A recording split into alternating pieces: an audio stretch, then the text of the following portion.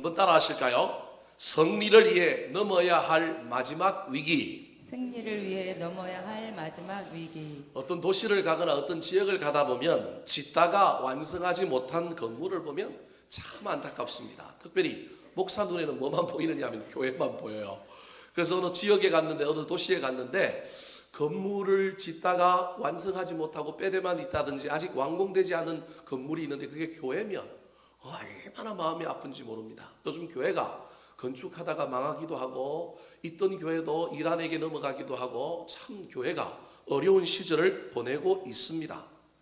또 안타까운 것은 마라톤 할 때 보면 간혹 마라톤은 역전하기가 쉽지 않은 종목이에요. 왜냐하면 페이스가 계속 끝까지 가기 때문에. 그런데 간혹 마라톤 경기를 보다 보면 잘 달리다가 1등으로 잘 가다가 뒷심이 부족하여 단거리도 아닌데 장거리 42.195km를 잘 가다가 마지막에 운동장에 와서 뒷심 부족으로 다른 사람에게 그 금메달, 아니 심지어 덩이 안에 들지 못하고 뒤로 밀리는 경기를 보게 될 때 얼마나 안타까운지 모릅니다. 그동안 그 42.195km를 얼마나 열심히 달려왔겠습니까? 애쓰고 힘을 써서 달려왔는데 그 모든 것을 놓치게 될 때 이것처럼 안타까운 일이 없습니다. 믿음의 경주도 마찬가지입니다. 사랑하는 성도 여러분, 저와 여러분의 믿음, 저와 여러분의 신앙, 저와 여러분의 열심, 저와 여러분의 사명, 이 모든 것이 짓다가만 건물되면 큰일 납니다. 뒷심이 부족하여 마지막에 완성을 이루지 못하고 마지막에 실패해버리면 그것처럼 안타까운 일이 없습니다. 그래서 저와 여러분이 무엇인가 되어져 가고 있을 때 조심해야 됩니다. 된 줄 알고 착각하면 큰일 납니다. 마지막까지 문제를 넘어서야 하고 마지막까지 위기를 돌파하여 승리와 성공에 이르기까지 최선을 다하여 달려가야 합니다. 문제는 새벽이 밝아올 때, 그 새벽이 아침이 될 때 새벽 미명에 칠흑 같은 어둠이 한번 온다는 겁니다. 우리 인생도 마찬가지예요. 잘 나가다가도 무엇인가를 완성하고 이루기 전에 그 승리 바로 코앞에 우리를 무너뜨리고 우리를 망가뜨리고 우리를 넘어지게 만드는 위기가 있다라는 겁니다. 오늘 본문의 이야기가 그 위기를 넘어서는 느헤미야의 이야기입니다. 페르시아 왕국 바사 나라의 술 맡은 관음장으로 얼마나 큰 권세와 권위를 가진 사람이었는지 모릅니다. 그가 기도 중에 예루살렘의 소식을 듣고 성전은 지어졌는데 성벽이 만들어지지 아니하여서 성 안에 주의 백성들이 모이고 하나님께 예배하지 못하고 성이 해파되고 예배하는 일들이 온전히 이루어지지 못한다는 소식을 듣고 기도하는 가운데 그가 결심하여 왕에게 휴가를 얻고 자제를 얻어서 예루살렘에 와서 예루살렘 성벽 공사를 감당하게 되었습니다. 사마리아를 중심으로 기득권을 누리고 있고 무역로를 통하여 이익을 얻고 있었던 이 혼혈인들, 특별히 이방인들이 예루살렘의 성벽이 만들어지면 자기들이 가지고 있던 무역로의 이권이 이 예루살렘으로 다시 돌아갈 것을 염려하여 또 그 지역에 패권을 쥐고 있던 자기들이 이스라엘 사람들이 돌아와서 예루살렘의 성전 중심으로 성벽을 쌓고 모이게 되면 자신들의 기득권들이 없어질까 싶어 엄청난 공격과 방해를 했습니다. 외부적인 대외적인 공격과 방해가 있었지만 힘을 합하여 창을 든 건축가가 되어서 느헤미야가 이 성벽 공사를 잘 감당하였습니다. 그런데 내부의 문제도 벌어졌죠. 성벽 공사하느라고 농사짓지 못하고 일하지 못하니 사람들이 집을 저당 잡히고 토지를 팔고 자식들을 인신매매하고 또 그런 와중에 고리대금업으로 이익을 보는 내부의 사람들, 기인과 민장들이 있는 이 놀라운 이야기 속에서 또 이 내부의 문제를 해결하는데 애를 썼던 사람이 누구냐 하면 느헤미야였습니다.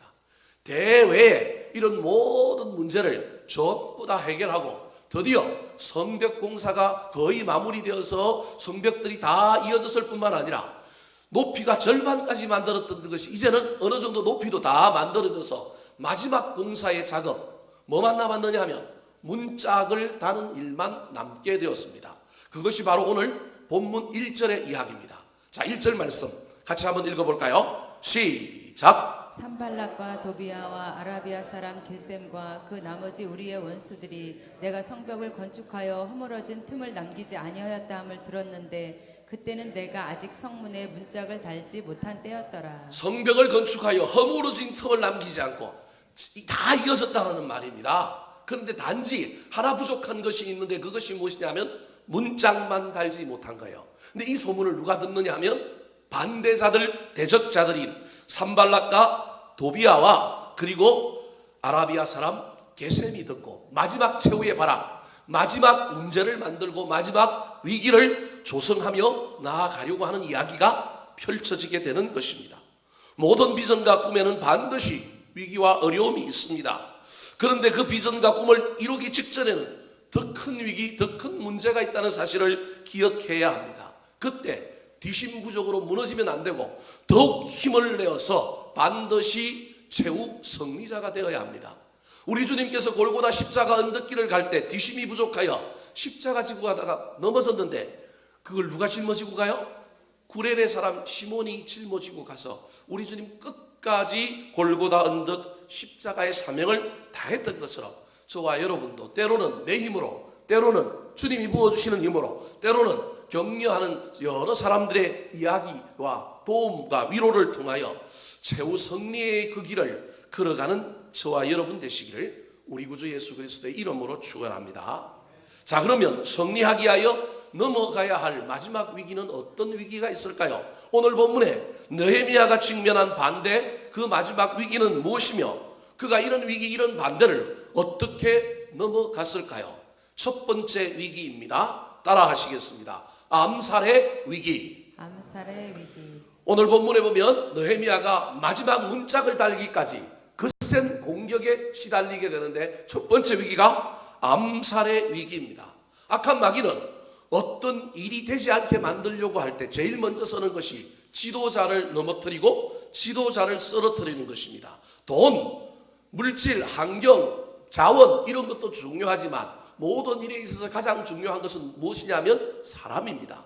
특별히 사람 중에서 꿈과 비전을 가지고 열정과 에너지를 가지고 그 일을 향하여 달려가는 그 사람 쓰러뜨리고 넘어뜨리게 되면 그 일은 허지부지되고 그 일은 완성되지 못하는 것입니다. 그래서 제일 앞장서 있는 지도자들, 모든 일에 애를 쓰는 자들은 늘 이 위기 앞에서 자신을 잘 지킬 수 있어야 합니다. 오늘 본문에 이 산발락과 그 다음에 도비아와 게셈이라고 하는 이 세 명의 반대자들이 깨를 내어서 지도자였던 느헤미야를 죽이려고 합니다.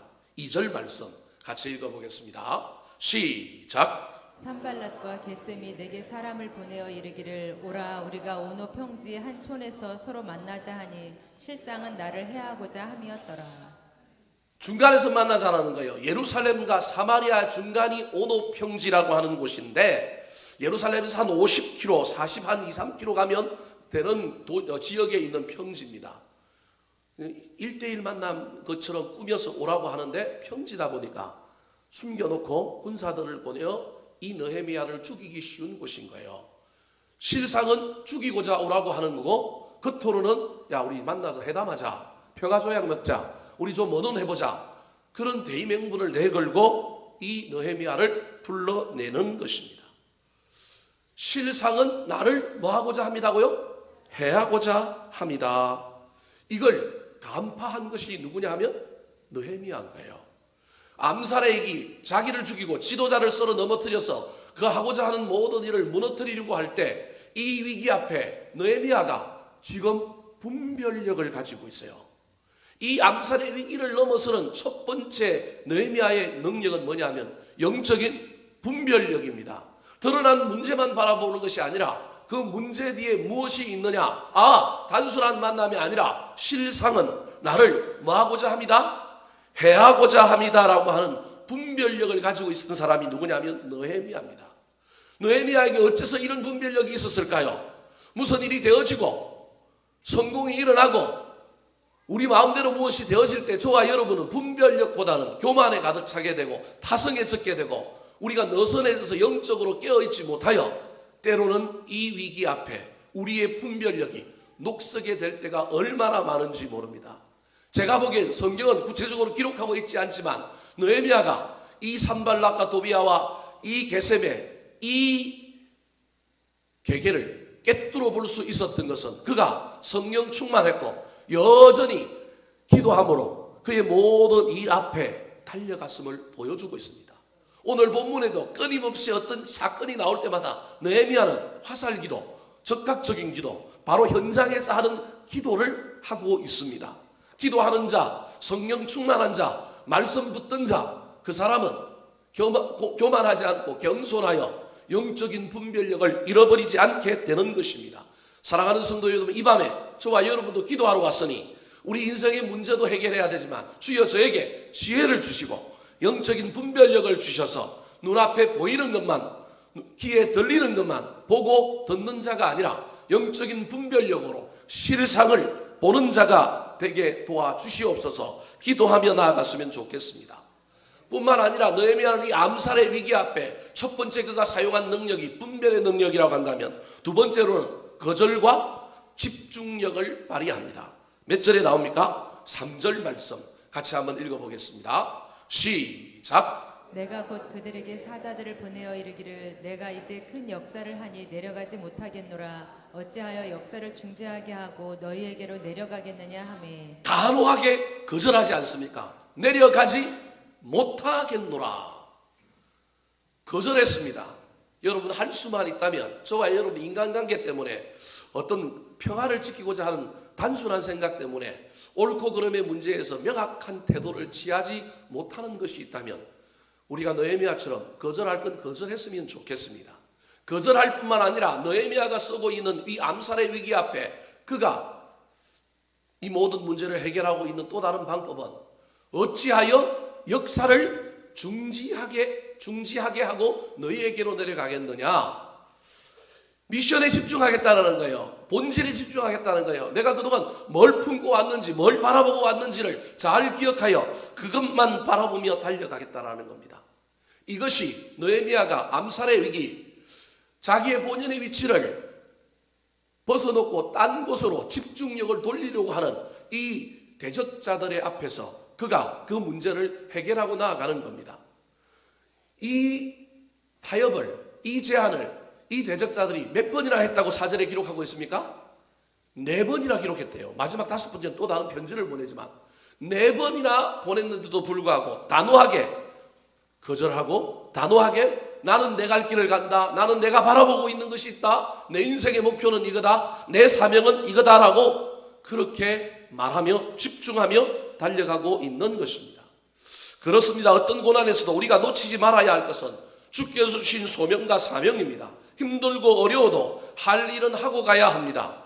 혹시 저와 여러분이 어떤 길을 가다가 곁길로 가고 있지는 않은지, 곁가지를 치고 있는 것은 아닌지 잘 살펴보시기 바랍니다. 그래서 우리를 본연의 자리에서 떨어뜨리게 만들고 떠나게 만드는 악한 마귀의 유혹과 시험 앞에서 저와 여러분은 영적인 분별력으로 그것을 깨뚫어보고 실상을 볼 뿐만 아니라 단호하게 거절하고 나는 나에게 주어진 미션, 내 꿈과 사명, 내 소명을 붙들고 집중하며 달려가겠노라 고백하는 저와 여러분 되시기를 우리 구주 예수 그리스도의 이름으로 축원합니다.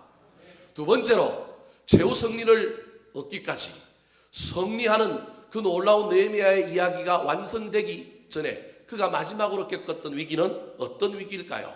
첫 번째가 바로 암살의 위기였다고 한다면 두 번째가 그것이 안 되니 또 다르게 꾸민 괴계 하나가 나오는데 그것이 바로 중상모략의 위기입니다. 따라 하실까요? 중상모략의 위기. 중상모략의 위기. 말이 어렵습니다. 쉽게 얘기하면 헛소문의 위기입니다. 소문의 위기입니다. 우리나라 속담에 아니땐 굴뚝에 뭐 나랴? 연기 나랴. 근데 아니땐 굴뚝에도 연기가 난다고 안 난다고요? 납니다. 불을 분명히 안 뗐는데도 불구하고 연기가 난다는 사실을 잘 기억하시기 바랍니다. 속담은 속담일 뿐이요 실제 삶에는 불을 떼지 않았는데도 연기를 피우는 사람들이 얼마나 많은지 모릅니다. 좋은 소문은 멀리 퍼지고 나쁜 소문은 더욱 멀리 퍼진다. 이게 서양의 속담이에요. 우리하고 좀 다르죠. 우리는 아니땐 굴뚝에 뭐 나랴? 연기 안 난다는 거예요. 연기 나랴 그 말은 연기 안 난다는 거예요. 근데 연기도 날 뿐만 아니라 서양 속담은 좋은 소문은 멀리 퍼지고 더 나쁜 소문은 어떻게 퍼진다고요? 더 멀리 퍼진다. 그렇게 말할 수 있습니다. 소문은 소경이다. 하지만 바람보다 더 빨리 달린다. 소문이 소경이라고 하는 말은 소문은 진리를 따지지 않는다는 거예요. 팩트, 사실을 체크하지 않는다는 거예요. 그래서 소문은 눈먼 소경이에요. 사실이 뭐냐가 중요한지 알아요. 소문이 되는 순간에 소문은 진리와 사실에 눈을 딱 감고 뭐처럼 달린다고요? 바람처럼 보이지 않게 달린다. 그렇게 말합니다. 헛소문 때문에 멀쩡한 기업이 자금난에 시달려 문을 닫기도 하고, 헛소문 때문에 건강한 가정이 깨어지기도 하고, 헛소문 때문에 사랑의 공동체가 분열되기도 합니다. 사람을 중상모략하고 비난하고 비판하고 사실에 조금 있는 사실에 뭘 섞어서 확인되지도 않은 헛소문을 퍼뜨리는 일, 믿음의 사람들은 절대 하면 안 됩니다. 그래서 16세기, 18세기 청교도들은 소문에 대한 세 가지 원칙을 가지고 있었습니다. 첫 번째가 이것이 사실인가? 하는 사람이 어떤 말을 전할 때, 그 말을 들을 때 이것이 사실인가? 먼저 질문해 보는 거예요. 저 사람 하는 이야기가, 저 사람이 아무리 나하고 친하고 저 사람이 그동안 보여준 그 신실함과 그의 인격이 어떠함에도 불구하고 저게 사실인가? 먼저 한번 물어봐야 합니다. 두 번째가 상대방에게 뭐 했는가? 하긴 했는가? 내 머리로, 내 가슴으로, 내 생각으로, 또는 내가 전해 들은 그 사람 때문에 상대방에게 확인하지도 않고 믿으면 안 된다는 거예요. 세 번째, 사실이라고 할지라도 유익하냐? 이걸 내가 퍼다 나르는 것이, 이걸 입 밖에 내는 것이 유익하냐? 첫 번째로는 하나님께 유익하냐? 영광이 되느냐? 두 번째로는 교회에 유익하냐? 세 번째로는 어린 연약한 사람들, 다른 사람들에게 이것이 유익하냐? 그리고 이 소문이 나한테 왔다면 내가 이 소문을 어떻게 유익한 방향으로 해결해야 될까? 본인에게 가서 권면해야죠. 기도해야죠. 그런데 이런 작업을 거치지 않고 말을 퍼나르는 것은 정말로 옳지 못합니다. 왜 옳지 못하느냐 하면 말을 퍼나르고 소문을 퍼나르고 악한 말을 지어내는 것이 누구의 특징이냐면 악한 마귀의 특징이기 때문에 그렇습니다. 악한 마귀는 거짓 소문을 퍼뜨려서 이간질하는 명수이기 때문에 그렇습니다. 요한복음 8장 44절, 그 다음 화면입니다. 한 칸 건너뛰었습니다. 순서를 좀 바꿉니다. 자, 8장 44절 같이 한번 읽어볼까요? 시작. 너희는 너희 아비 마귀에게서 났으니 너희 아비의 욕심대로 너희도 행하고자 하느니라. 그는 처음부터 살인한 자요 진리가 그 속에 없으므로 진리에 서지 못하고 거짓을 말할 때마다 제 것으로 말하나니 이는 그가 거짓말쟁이요 거짓의 아비가 되었음이라. 마귀는 유혹하는 자예요. 마귀의 이름이 몇 가지가 있는데 원어에 보면 마귀는 유혹하는 자예요. 시험하게 하는 자예요. 유혹하게 하는 자. 또 하나는 마귀는 뭐 하는 자냐면 이간질시키는 자예요. 거짓말하고 이간질하는 자예요. 그걸 헬라어로 디아볼로스 그렇게 이야기합니다. 그 다음에 마귀가 마지막 이름이 뭐냐면 대적하는 거예요. 그래서 이때 대적할 때 이 마귀를 뭐라고 그러냐? 사탄이라고 불러요. 사탄아. 예수님께서 베드로에게 뭐라고 불러요? 사탄아 물러가라 하는 거예요. 그때 베드로가 앞을 가로막고 예수님의 사역을 대적하고 있다라는 의미가 그 안에 들어있는 거예요. 그래서 마귀의 이름이 세 가지인데 하나는 뭐 하는 자라고요? 유혹하는 자, 시험 들게 만드는 유혹하는 자. 유혹하면 그 마귀가 거기 있는 거예요. 이 에덴 동산에 뱀이 최초로 아담에게 나타나서 한 행위가 이게 마귀의 첫 번째 행위인데 유혹하고 시험 들게 하는 거예요. 두 번째가 뭐 하는 거라고요? 디아볼로스. 뭐 하는 거라고요? 이간질하는 거예요. 거짓말을 지어내고 소문을 퍼뜨리고 막 없이 하는 거예요. 예수님이 요한복음 8장에서 예수님께서 유대인들과 바리새인들에게 예수님께서 지금 너희들이 나를 믿지 않고 나를 비난하고 그러면 너희들이 누구와 같은 존재가 되느냐 하면 마귀와 같은 존재가 된다. 그렇게 이야기하면서 마귀가 어떤 존재를 이야기하는 거예요. 그래서 마귀는 시험 들게 만들고 그 다음에 이간질시키고 대적하게 하여 궁극적으로 생명을 죽게 만드는 살인자라는 거예요. 그 살인하기까지 물리적인 목숨뿐만 아니라 명예의 살인, 영혼의 살인하기 전까지 쓰고 있는 방법 중에 하나가 거짓말이라는 거예요. 이간질이라는 거예요.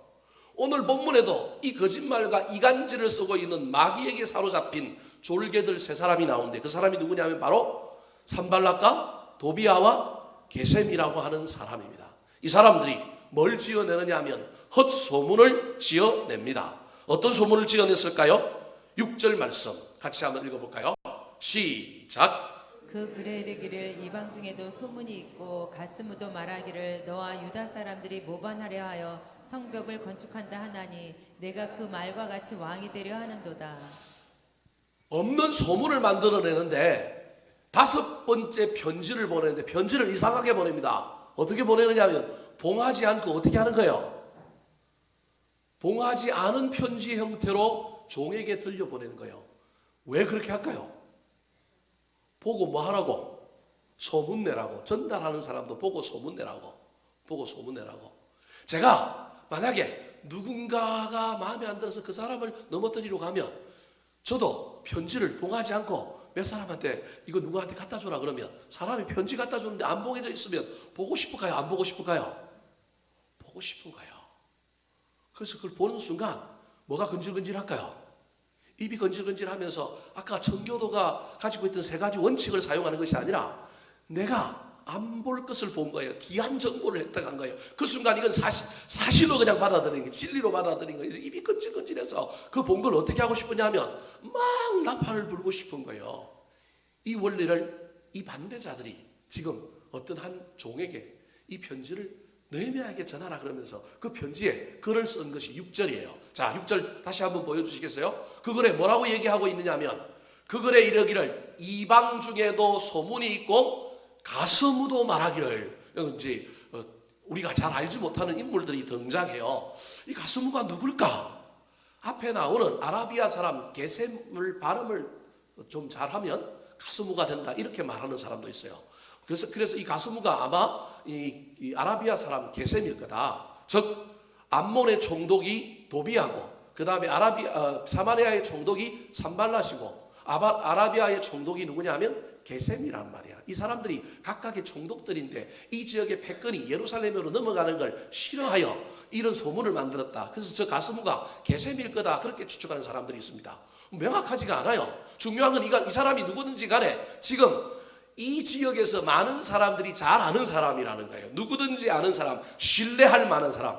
그래서 우리가 어떤 소문을 펼칠 때 반드시 누굴 끼워 넣느냐 하면 믿을 만한 사람을 끼워 넣는 거예요.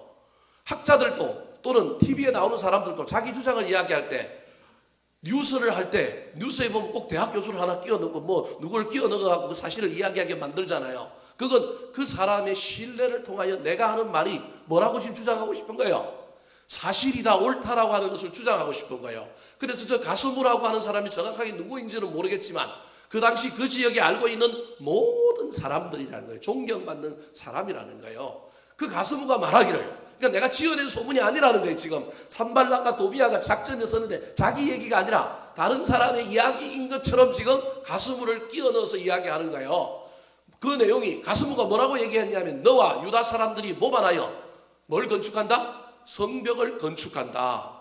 단순히 예배하기 위하여 성벽을 건축하는 것이 아니라 페르시아 바사라고 하는 나라로부터 너희들이 독립하려고 지금 성벽을 건축하여 바사 나라와 페르시아 나라와 쳐들어오면 전쟁하기 위하여 성벽을 건축한다. 이런 이야기가 그 편지 안에 있는 거예요. 그리고 내가 그 말과 같이 뭐가 되려고 하는도다? 왕이 되려 하는도다. 없는 소문을 만들어낸 거예요. 반역죄가 얼마나 큰 죄입니까? 그 당시 세계 최강대국으로서 지중해를 비롯한 중앙아시아 일대를 장악하고 있던 페르시아라고 하는 대왕국에 지금 뭘 벌이고 있느냐 하면 반역을 벌이는 인물이 누구라고요? 느헤미야 너다. 그 반역의 증거가 뭐냐면 성벽이다 이렇게 얘기하는 거예요. 7절 말씀 또 같이 한번 읽어볼까요? 7절입니다.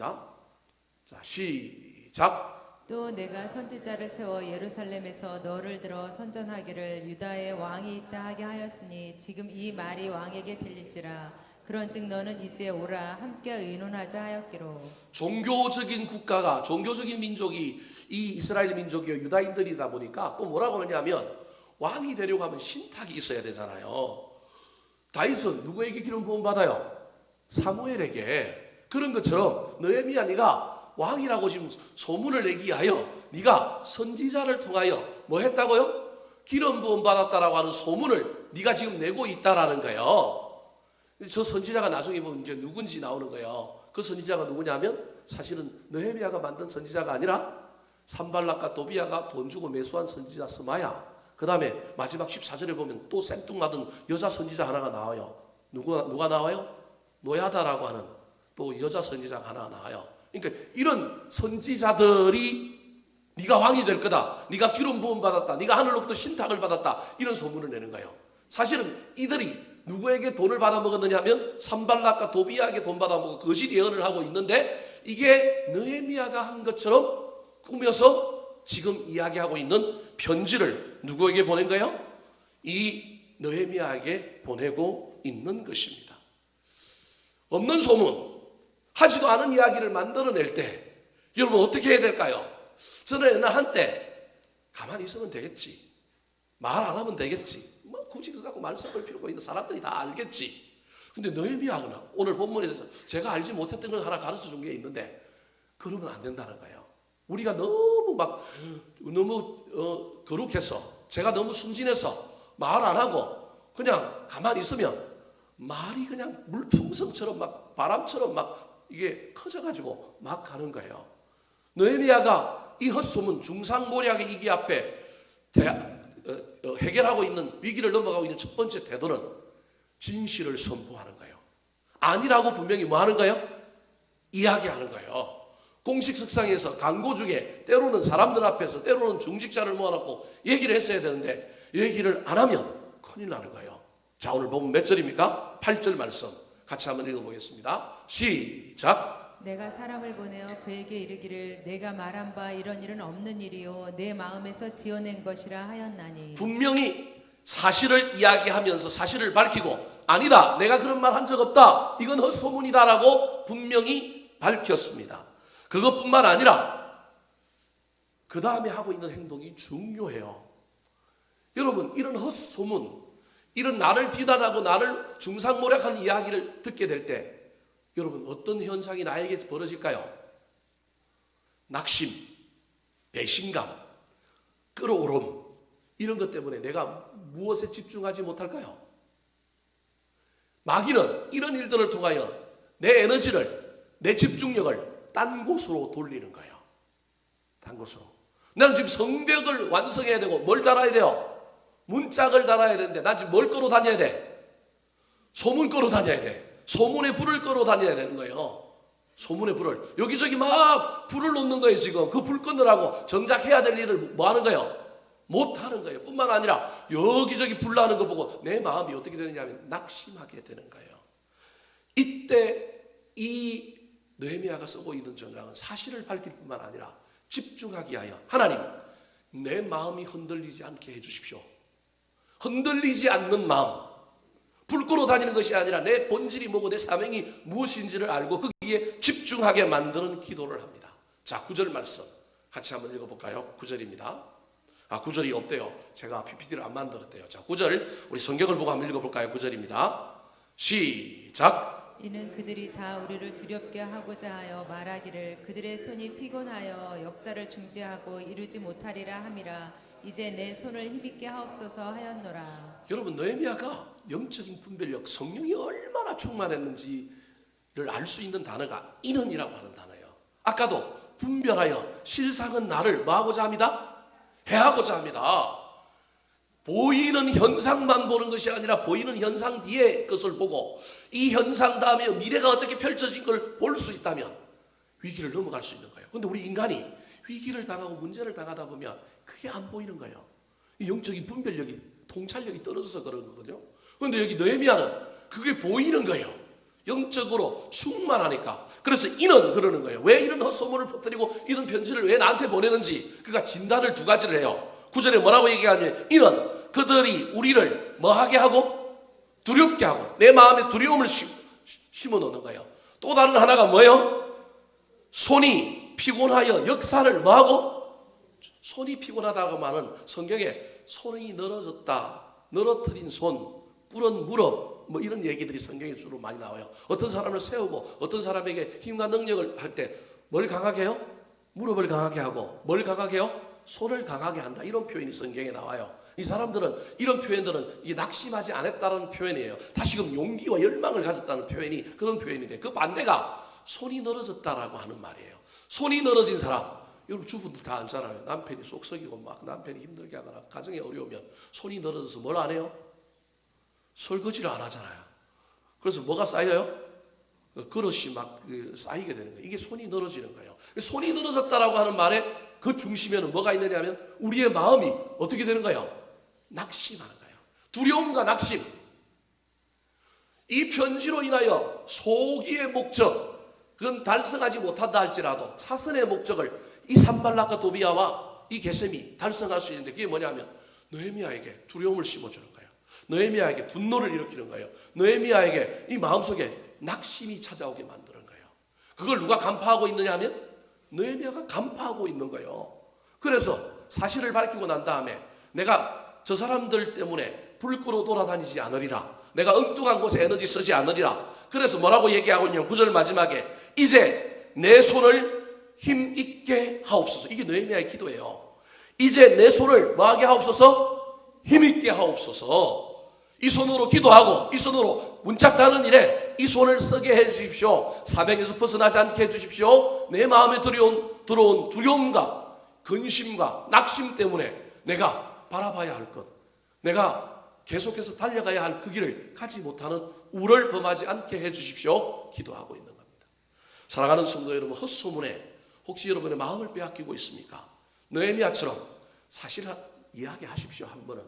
그러나 그 다음에 사실관계를 따지고 누가 옳으냐 그걸 따지고 있을 것이 아니라 내 마음에 분노가 들어오지 않도록, 내 마음에 두려움이 들어오지 않도록, 내 마음에 근심이 들어와서 내 손이 늘어뜨러지지 않도록 내 손에 힘을 달라고 하나님 앞에 흔들리지 않고 사명 붙드는 자가 되게 도와주시옵소서. 느헤미야처럼 기도하고 그 사명을 향하여 달려가게 되기를 우리 구주 예수 그리스도의 이름으로 축원합니다.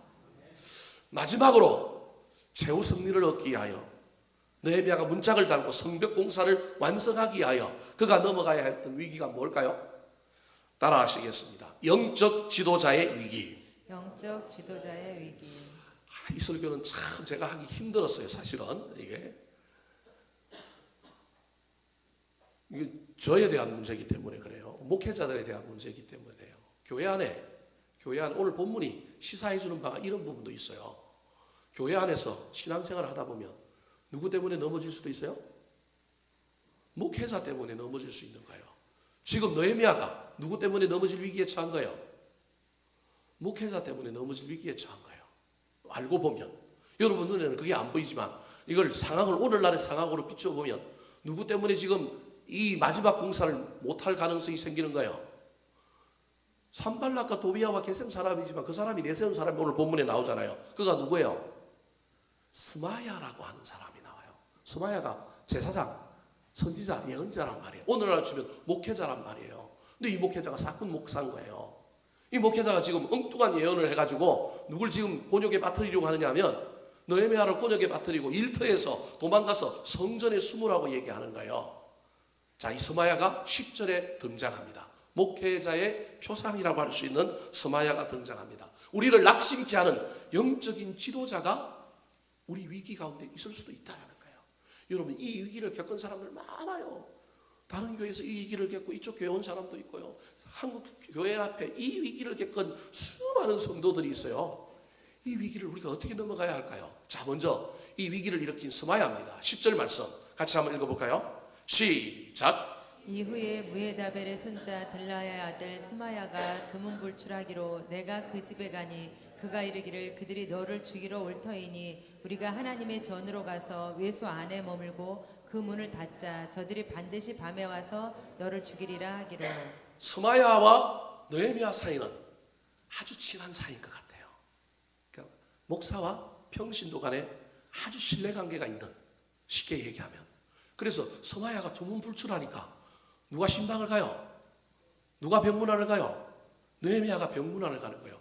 이게 얼마나 깊은 관계에 있는 사이예요. 엄청 좋은 사이란 말이에요. 갑자기 스마야라고 하는 선지자 예언자가 안 나타난 거예요. 안 보이는 거예요. 그러니까 느헤미야가 성벽 공사하다가 이 바쁜 와중에 자기를 공격하는 사람이 있음에도 불구하고 그 바쁜 시간을 쪼개갖고 누굴 신방 간 거예요? 스마야를 찾아간 거예요. 근데 서마야가 느헤미야에게 갑자기 이야기를 해요. 자기가 기도하다가 하나님의 음성을 들었다는 거예요. 자기가 하나님의 음성을 대신 전한다는 거예요. 그 내용이 뭐예요? 그들이 너를 뭐 한다고요? 맞잖아요. 죽이려 했어요, 안 했어요? 죽이려 했잖아요. 여러분, 그래서 이야기는 다 들어봐야 돼요. 사실 하나만 있다고 옳은 게 아니에요.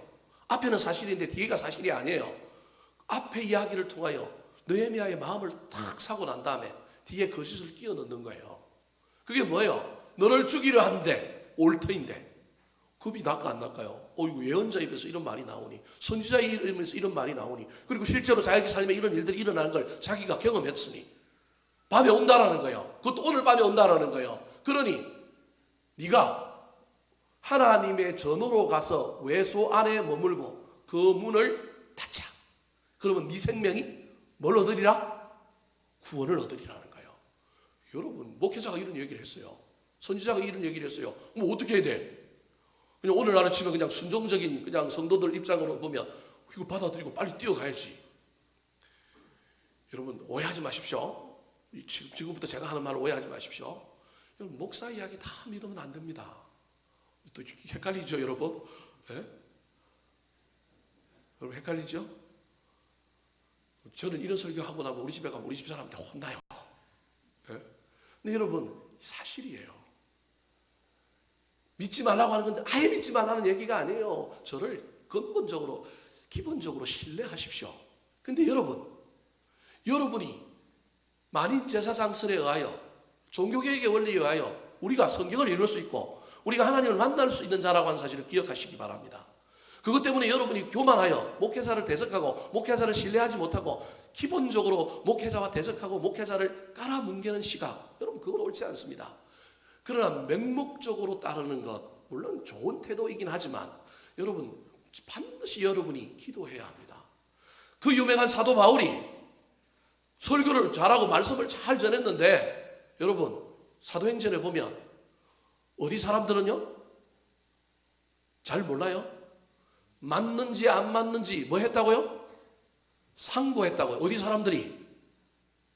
뭐라고요? 다 전혀 기억이 안 나죠?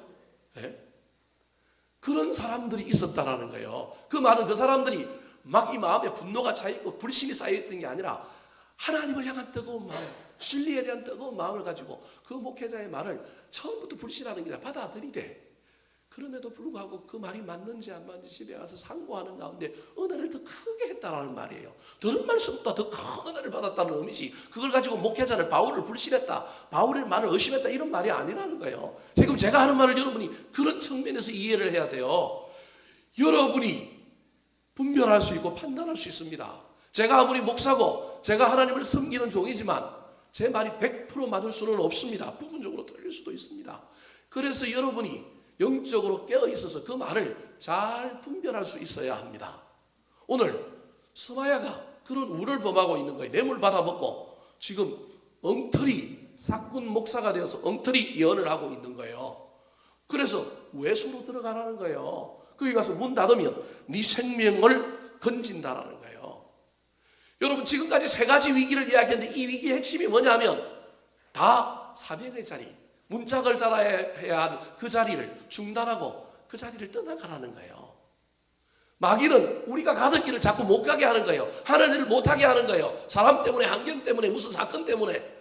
여러분, 이게 마귀의 전략인 거예요. 자꾸 못하게 만드는 거예요. 여러분, 제발 하던 일을 중단하지 마시고 가십시오. 할 수만 있다면 연말까지 하십시오. 할 수만 있다면. 그리고 연말에 자연스럽게 내려놓을 거 있으면 내려놓고 중단할 거 있으면 중단하고 기도하는 가운데 열심히 기도하는데 끝까지 하십시오. 할 수만 있다면. 스마야가 잘못된 예언을 하는 거예요. 이 말이 목회자의 말이니 전혀 문제가 없는 말이고 들어야 되는 말 같지만 이 느헤미야가 영적인 분별력과 통찰력을 가지고 있으니 금방 아는 거예요. 그래서 뭐라고 대답해요? 12절 말씀 같이 한번 읽어볼까요? 12절. 죄송합니다. 제가 중간에 하나 빠져먹었습니다. 그럼 스마야가 왜 이런 예언을 했을까요? 자, 10절 말씀, 12절, 13절 말씀 방송실이 지금 제가 버벅거리는 바람에 헤맬 거예요. 자, 12절 13절 말씀 같이 읽겠습니다. 시작. 깨달은즉 그는 하나님께서 보내신 바가 아니라 도비아와 산발렛에게 뇌물을 받고 내게 이런 예언을 함이라. 그들이 뇌물을 준 까닭은 나를 두렵게 하고 이렇게 함으로 범죄하게 하고 악한 말을 지어 나를 비방하려 함이었느니라. 저기도 12절에 가장 중요한 단어가 무슨 단어예요? 깨달음죠. 영적인 분별력과 통찰력이란 말이에요. 여러분, 말씀을 들으면서도 여러분에게 이 깨달음이 있어야 되는 거예요. 이 깨달음으로 목회자금을 잘못 정했다, 뭐가 틀렸다, 여러분 이 얘기가 아니라 깨닫는 건 더 큰 하나님의 은혜를 깨닫는 거예요. 누구를 잘못을 막 지적하고 막 비난하고 막 틀렸다 맞다 얘기가 아니라 깨닫는 거예요. 하나님의 놀라운 섭리를 깨닫는 거예요. 여러분 오늘 본문의 이야기 제가 나중에 설명하겠지만 미리 얘기하면 이 이야기의 결과 스마야가 뇌물 받고 거짓 예언을 했잖아요. 근데 느헤미야가 스마야하고 싸워요, 안 싸워요? 여러분 안 싸웁니다. 여러분 싸워야 될 일이 아니, 이게 본질이 아니라는 거예요. 깨닫는 순간에 스마야는 불쌍한 인간이요. 느헤미야가 지금 싸우고 막 스마야를 갚아주고 막 그 인간 뭐 이상하게 처리해야 될 게 아니라, 아이고 저 뇌물 받았네, 저 넘어졌네, 악한 마귀에게 넘어졌네, 불쌍한 거예요. 여러분 오늘날 목회자 중에 그렇게 넘어진 사람 많아요. 여러분 왜냐하면 악한 마귀의 공격이 죄송합니다만 여러분보다 목회자들에게 훨씬 더 그 공격이 강하기 때문에 그래요. 넘어집니다. 안 넘어질 수가 없어요. 제가 뭐 그 사람들을 변호하려고 그러는 게 아니라 넘어지는 거예요. 근데 그 넘어짐을 옳고 그름의 관계를 가지고 막 따지고 막 싸우는 것이 아니라 이미 느헤미야가 영적인 분별과 통찰력을 딱 보고 있으니까 스마야의 문제는 아무것도 아닌 거예요. 뒤에 누가 있는 거예요? 산발락과 도비아와 게셈이 있는 거예요. 뒤에 누가 있냐? 마귀가 있는 거예요. 마귀에게 사로잡혀서 불쌍한 인간 넘어졌구나. 스마야는 지금 느헤미야의 눈에 들어오지도 않은 거예요. 아까 있는 화면을 다시 한번 보여주시겠어요? 13절에 뇌물을 주어서 그렇게 예언했던 이 예언의 목적이 뭔지를 보여주고 있는 게 13절에 나오잖아요. 그들이 뇌물을 준 까닭은 첫 번째가 뭐예요? 나를 두렵게 하는 것. 여러분 왜 두렵게 할까요? 두려우면 뭐 해요? 사람이 보통 두려우면 뭐 하게 돼요? 잘 몰라요? 움츠러들기도 하지만 두려우면 도망가야지. 예? 우리 마음을 두렵게 하는 것. 악한 마귀는 지금 우리가 하던 일을, 우리가 붙들었던 사명을 놓치게 만드는 것, 도피하게 만드는 거예요. 두렵게 하는 것. 두 번째가 뭐 하게 하는 거예요? 범죄하게 하는 것. 저게 무슨 말일까요? 저기 아까 나왔던 외소라고 하는 표현, 성전의 외소, 이 지성소를 예미하는 거예요. 성소를 얘기하는 거예요. 여기에 제사장이 아닌 사람 느헤미야가 들어가면 돼요, 안 돼요? 안 돼요. 그 얘기를 하는 거예요. 범죄하게 하고. 두 번째가 범죄하는 거예요. 율법을 어기는 거예요. 세 번째가 악한 말을 지어 나를 뭐하게 하려고요? 비방하게 하려는 거예요. 그래서 그날 밤에 이 스마야 이야기를 듣고 이 느헤미야가 성전에 들어가서 문 걸어 잠갔다. 그 다음날 어떤 이야기가 나느냐? 율법 어겼다. 이런 이야기가 이제 온 동네에 퍼지기 시작하면서 겁쟁이다. 성전에 들어갔다. 어떻게 들어갈 수 있느냐? 지가 제사장도 아닌데 교만하다. 얼마나 무서워서 저랬을까? 저런 자가 지도자라고, 저런 자가 성벽을 완성한다고? 이런 소문 내겠다는 거예요. 두려움과 범죄함과 비방을 만들겠다는 거예요. 이걸 아까 누가 깨달았다고요? 느헤미야가 깨달은 거예요. 그래서 느헤미야가 어떻게 대답합니까? 자, 11절 말씀 같이 한번 읽어볼까요? 11절 시작. 내가 이르기를 나 같은 자가 어찌 도망하며 나 같은 몸이면 누가 외소에 들어가서 생명을 보존하겠느냐. 나는 들어가지 않겠노라 하고. 이게 에스더스를 보면 우리가 수요일 날 보는 것처럼 이게 뭐예요? 죽으면 죽으리다. 안 들어가겠습니다. 그러면서 뭐라고 얘기하고 있냐면 나 같은 자가 어찌 도망하며, 이제 그 말은 좀 놔두더라도 뒤에 있는 걸 먼저 설명하면 나 같은 몸이면 누가 외소에 들어가겠느냐. 이 말이 무슨 말이냐면 느헤미야가 환관이란 말이에요. 쉽게 얘기하면 환관. 죄송합니다. 표현을 그렇게 써서 고자란 말이에요. 그러면 율법에 의하면 상한 자란 말이에요. 상한 자는 성전에 특별히 지성소에 들어가면 돼요, 안 돼요? 안 되는 거예요. 그걸 누가 알고 있냐면 느헤미야가 알고 있는 거예요. 그래서 표현을 그렇게 하는 거예요. 나 같은 몸이면 누가 외소에 들어가겠느냐? 못 들어간다. 난 들어가도 하나님께 죽고 여기 있어도 뭐 한다고요? 죽는다. 네 말대로 만약에 사람들이 나를 보낸다고 하면 여기도 죽고 저기도 죽는다면 나는 거기 가서 하나님께 죽는 것보다 누구한테 죽는 게 좋아요? 산발락과 도비아와 게셈에게 죽는 것이 낫지. 이건 순교자인데 저기는 율법을 벌한 건데. 그래서 나는 안 들어가겠다는 거예요. 그러면서 14절에 이 느헤미야가 이 모든 문제를 해결하는 놀라운 이야기를 합니다. 자, 14절 말씀 같이 읽어볼까요? 시작. 내 하나님이여 도비야와 산발락과 여선지 노아디아와 그 남은 선지자들 곧 나를 두렵게 하고자 한 자들의 소행을 기억하옵소서 하였노라. 저기 보니까 노야다라고 하는 여자가 선지자가 나오잖아요. 그 아까 그 편지에 등장하는 그 인물로 생각되는 사람인 거예요. 예언해갖고 느헤미야가 왕이다. 하나님께로부터 내가 왕으로 기름 부으라고 하나님 음성을 들었다. 이런 소문을 낸 사람이, 그리고 그 편지에 그렇게 기록된 근거를 남기도록 행동을 한 사람이 저 노야다라고 하는 사람이라는 거예요.